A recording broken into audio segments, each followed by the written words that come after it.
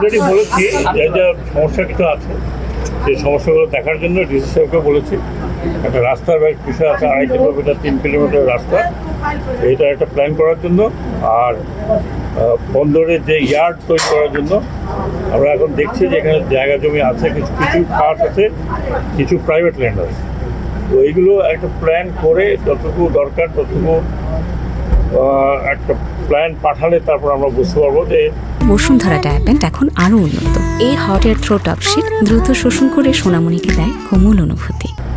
কতখানি জমি আছে, কতখানি জমি লাগবে এবং জমি নিতে আমাদের কতটুকু বাজেটের ব্যবস্থা করতে হবে। তো এটা তো অনেক ইম্পর্টেন্ট বন্দর এবং অনেক পুরনো বন্দর।